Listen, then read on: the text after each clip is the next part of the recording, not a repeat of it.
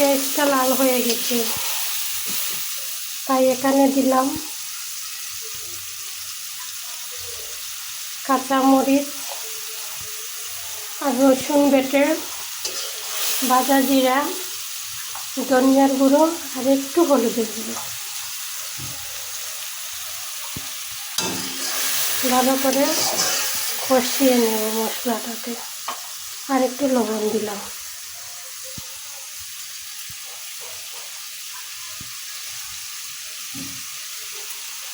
শুভ দুপুরের শুভেচ্ছা বন্ধুরা, সবাই কেমন আছো? আশা করি সবাই ভালো আছে। তেল ছেড়ে দিয়েছে, এখন বেজে রাখা কাঁচকলাটা দিয়ে দেব। দিয়ে ভালো করে কষিয়ে নেব। রান্নাটা ভালোবেসে রান্নাটা করলে রান্নাটার স্বাদ হয়।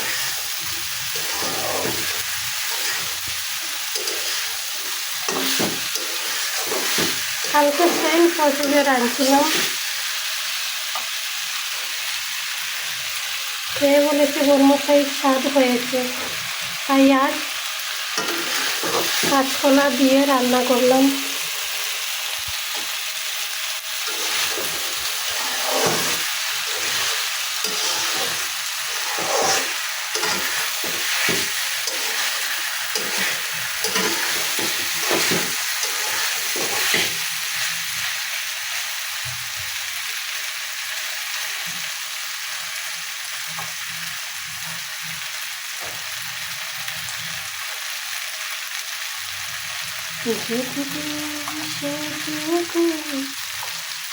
সুন্দর লাগবে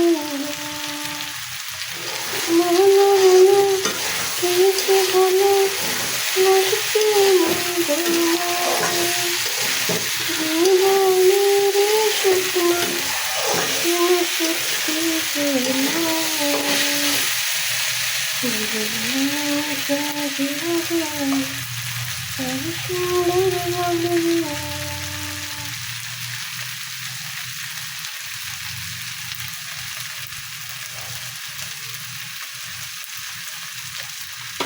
আরো কিছুক্ষণ কষিয়ে নেব আমরা সবজিটাকে। যত কষাবে সবজি, মশলা তত ঢুকবে, আর তত তরকারিটা স্বাদ হবে। এমনি করে পরিবারে বন্ধুরা যত যুক্ত হবে, একে অপরের পাশে যত থাকো, তত আরও পরিবারটা বড় হবে, বুঝলে? নাকি রাগ করলাম? রাগ করো, মাইন্ড করো না বন্ধুরা, মাইন্ড করলে ব্যথা পাবো। আমার হাতে লাগবে পারে, আচ্ছা তো সোনার ঘরে। তারপরে একটু পানি দেব।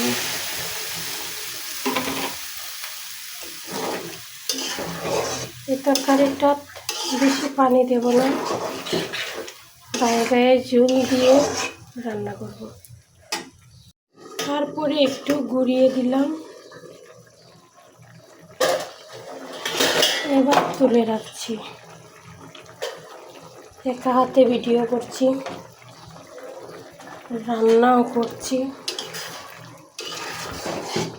কি করব, গৃহিণী বলে কথা, সব দিকে মন রক্ষা করতে হবে। নিজের মন কি চায় সেটাই ভুলে গেছি।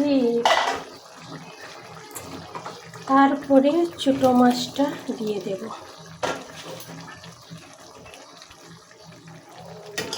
ছোটো মাছে অনেক ভিটামিন, বুঝলে বন্ধুরা?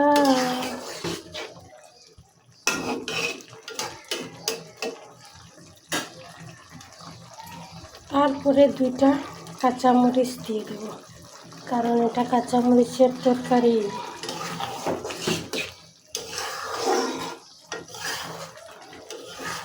আমার এই রেসিপিটা কেমন লাগলো একটু জানাবে। আর এটা কিসের ভর্তা একটু বলবে কমেন্ট করে।